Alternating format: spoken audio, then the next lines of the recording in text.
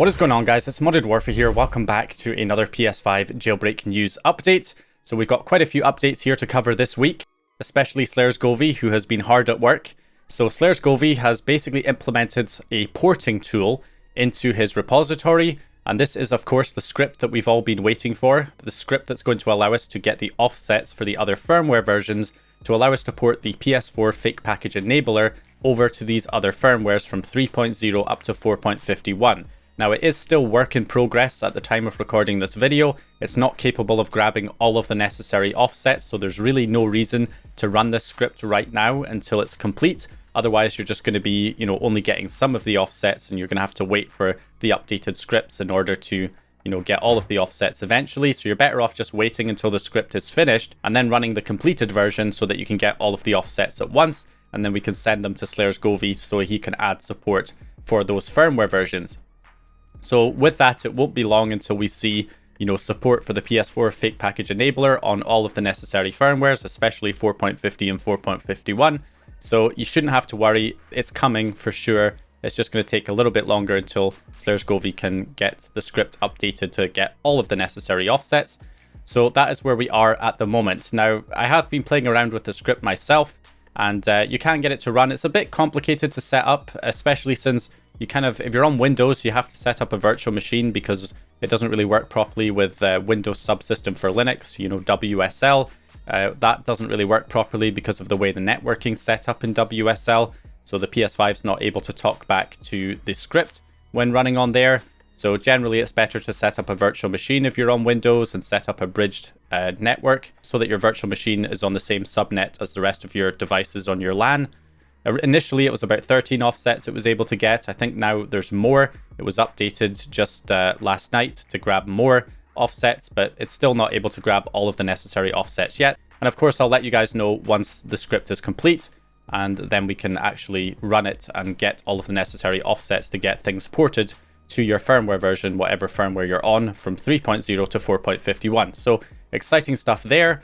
Now, the next thing I want to cover is something that's actually been around for a while now, but I didn't notice it, and not many people really noticed it until recently, until it was initially pointed out by EchoStretch.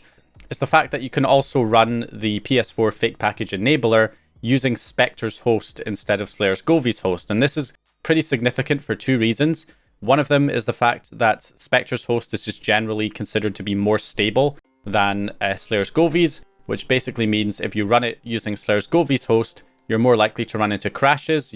I do notice that quite often when I run it, is that it doesn't crash straight away. It usually crashes like if I'm installing a package or I'm on the home screen scrolling through items on the home screen, and then it just crashes. That doesn't happen as often if you run the fake package enabler through Specters host instead of Sleirsgoevy's, except at the moment you'll have to send it using a payload injector like netcat GUI. So basically, you just go to Sleirsgoevy's repository, download the PS5 kstuff.bin file, and then from there you can load that into netcat GUI, enter your PS5's IP address into the IP box, and then the port number should be 9020 for Specters host. And then on your PS5, you just hop on to es7in1.site, EchoStretch's 7-in-1 host, and then go over to the PS5 section and load Specters host instead of Sleirsgoevy's. And then once you get everything loaded up and it says that the ELF loader is running on port 9020, once you get that message, you can go ahead and inject the payload. And you can see it runs here on Specters host. It says that fake package enabler is running.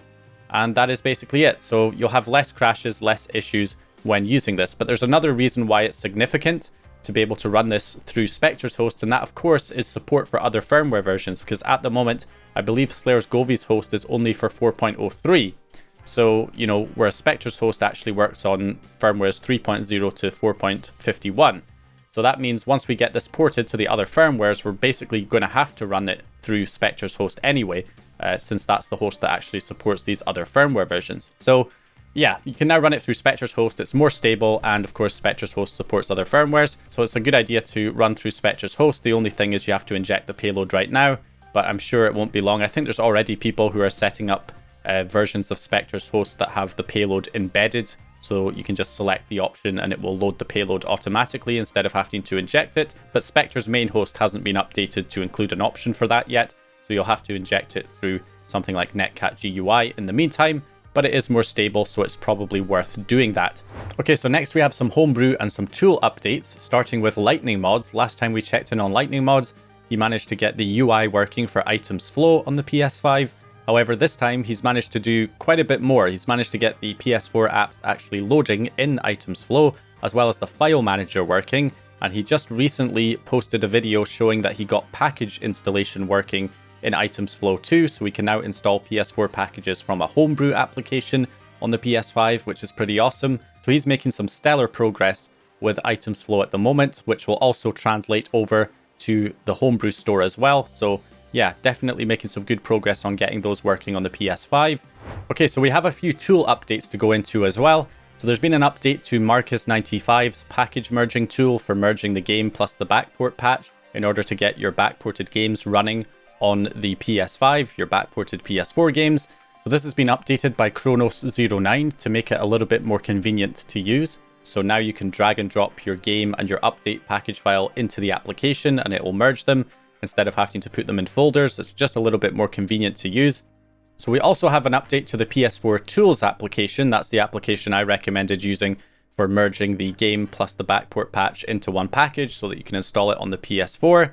Now with that option, the merge game plus update option in that tool, it created two package files. One was the game merged with the backport patch that you could install, and then it also made a second package file which was just for fixing the game info so that it showed the correct game version. So it was like two packages you had to install. However, with this version, there's a new option now called PS5 Remaster Package. So basically you just highlight the game plus the backported update. You right click, you go to PS4 Tools, you select that option, PS5 Remaster Package, and it will basically just create one package file that is a remaster package type. However, it can be installed standalone, so it doesn't have to have the original game in order to patch it. So you can install it standalone with a package installer and you'll get the game installed and it will have the correct game version showing. So yeah, it's basically the easiest way to do it at the moment. So it's the best way to do it at the moment, I would say, is use this new PS4 Tools version 41 and use that new PS5 Remaster Package option, and you'll be able to just install everything with one package file that it generates. So yeah, you've got that option right there as well. Now, last but not least, it appears that developer Jabu may be updating his tools for converting PS1, PS2, PSP, and Sega Saturn games over to PS4 fake packages that you can again install on the PS4 or the PS5 now with a fake package enabler. So Jabu's tools are basically the go-to tools to use to port your PS1, PS2, PSP, and Sega Saturn games over to the PS4 in fake package form. It basically bundles in the software-based emulator with your ROM so that you can run it on the PS4 as a fake package, and it generates the whole thing for you. So he's added a bunch of additional options. There's going to be some patch options that can allow you to apply cheats directly to the game and other game fixes. So not entirely sure all the updates that are coming at the moment. That's all I've really seen, but it appears we're going to be getting a new version of these tools. I don't know if any of this stuff has anything to do with PS5 specifically, or if he's just doing a general update to make it more convenient to use and to add a couple more features. That seems to be more likely. But the timing of this update is interesting given the fact that we now have access to PS4 fake packages and these tools have not been updated in quite some time. So you never know, there could be some PS5 specific stuff in there, but if not, at least we'll have better versions of the tools for getting these games running on the PS5 as well as the PS4. So anyway, that's basically it for this update. Hope you guys enjoyed it or found the information useful. If you did, please leave a like and subscribe. And once again, I'll hopefully see you guys in the next video.